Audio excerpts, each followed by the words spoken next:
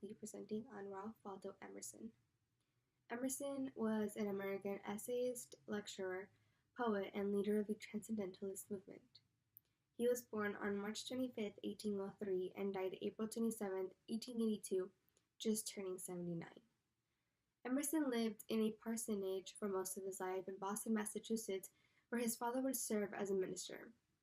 From a young age, Emerson was not physically healthy. He had rheumatism, bad eyesight, and painful limbs. However, that didn't stop him from learning how to properly read and write at the age of 3. At the age of 8, Emerson's father passed away, and his Aunt Mary moved in with Emerson and his family. It was through his Aunt Mary that he was introduced to Hindu scriptures, Neoplatonism, and natural religion. She also taught him dangers of prosperity and the defiant right of the individual reader to question texts. She essentially helped open up his mind. In 1812, Emerson was put into the Boston Public Latin School, and flash forward to 1821, he graduated from Harvard College. At the same time, he was becoming a very popular preacher. In 1829, he married Ellen Louisa Tucker, but their happy marriage only lasted a couple of years because, unsurprisingly, his wife died from tuberculosis in 1831. As a result, Emerson began to question his religious beliefs, and the following year, he resigned from the ministry. He ended up spending most of 1833 touring Europe. In 1835, he married his second wife, Lydia Jackson, and they had 4 children together. In 1836, he became the founding member of the Transcendentalist Club. He traveled back to Europe, and upon his return, he published several writings, a few of which will be discussed soon. Emerson ultimately died at the age of 79 on April 27, 1882, from pneumonia in Concord, Massachusetts. So Romanticism was an artistic and intellectual movement which emphasized the importance of emotional sensitivity and individualism. And to quote that I believe somewhat encompasses the idea that Emerson was trying to convey comes from one of his writings, Self-Reliance, and the quote goes, "It is easy in the world to live after the world's opinions. It is easy in solitude to live after our own. But the great man is he who in the midst of the crowd keeps with perfect sweetness the independence of solitude." So what this quote is trying to say is that it is fairly easy to be influenced by other people's opinions and thoughts when you're constantly surrounded by them. And it is also very easy to have your own ideas and opinions when you're alone. However, a true individual is great when they can have their own ideas and opinions and thoughts and emotions despite being surrounded by other people and their influences. And so with Transcendentalism, which is a result of Romanticism, it is by definition the American literary, political, and philosophical movement in the early 19th century. And Ralph Waldo Emerson was known as a leader of the Transcendentalist movement, along with a few other Transcendentalists like Henry David Thoreau, Margaret Fuller, and Theodore Parker. With the creation of the Transcendentalist Club, arose a few rules that had to be followed, and this short video will explain them. Naturally, this group of people got together and started a club, and like any other club, they had rules. First of all, they believed that basic truths could be found through your intuition, which means you don't learn how to know things you just know already. They also believed that an inner soul will lead to the truth.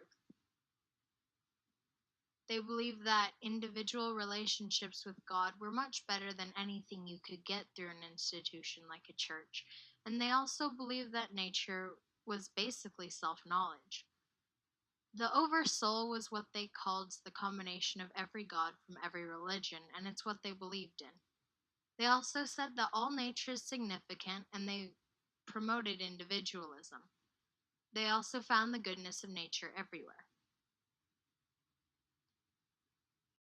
One of Emerson's ideas with the movement was to urge each person to find, in his own words, an original relation to the universe. Emerson believed that people were trapped by inherited customs and institutions, and Transcendentalists believed that humans were at their core inherently good when they are self-reliant and independent. Emerson understood this concept as a way of life, and he showed this in a few of his writings. For example, in his first book, Nature, which was published in 1836, Emerson wrote about this dualistic view of the universe. According to Emerson, the universe was divided into two parts, the self and nature, with the self being dominant over nature. The self refers to one's soul, and nature being the exterior world. When it comes to nature, however, Emerson wrote that there are three kinds of beauty. The first being the beauty of exterior forms, which is the physical. Then it's spiritual beauty, which is the soul, and lastly there's intellectual beauty. Interestingly though, nature was dismissed at first because it was thought that the book emphasized selfishness, naive optimism, and narrow parochialism. Here's a quick video about Emerson's book Nature. Hi, I'm Sunny. In this video, I'm going to introduce some of the ideas in Emerson's famous essay, Nature. Emerson outlined the importance of American originality in the opening lines. Our age is retrospective. It builds on the sepulchres of the fathers. We, through their eye. Why should not we also enjoy an original relation to the universe? America needed to stop looking back to its European heritage and start looking about itself. Emerson's insight was that nature is in us, a part of us. Man and nature are one, and everyone can recognize that they are unique and significant human beings. By nature, Emerson seemed to mean the natural world, plants, animals, rock, and sky. But what he really meant was God. Emerson believed that God exists in every part of creation, from the smallest grain of sand to the stars. A man, as Emerson writes, is a God in ruins, but we have it in us. Emerson's transcendentalism is clarified in his famous line, I become a transparent eyeball. I am nothing, I see all. The currents of the universal being circulate through me. I am part or particle of God. Such transcendent moments reveal a connection between nature, God, and man. They are one. Through transcendentalism, Emerson proposed the importance of each individual, a part of God. I'm Sunny. Hope you enjoy my introduction of nature. Thank you. And then we have Essays, the first series, published in 1841. This is a collection of 12 essays that grew out of Emerson's public lectures after resigning as a pastor. Some of these essays are titled History, Self-Reliance, Spiritual Laws, Art, etc. Emerson's idea was that there is one mind common to all individual men. So if everyone has access to this common mind, there is no particular authority. In other words, the individual conscience is the highest moral authority. Emerson also had a second series to essays published in 1844, which also linked this idea of God and nature and individualism. This was also a collection of essays, and some of these essays include the poet, manners and gifts, and etc.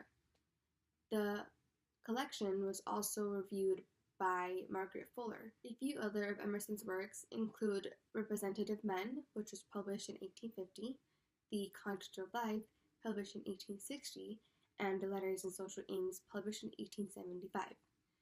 Through his works, Emerson became a leader of the Transcendentalist movement.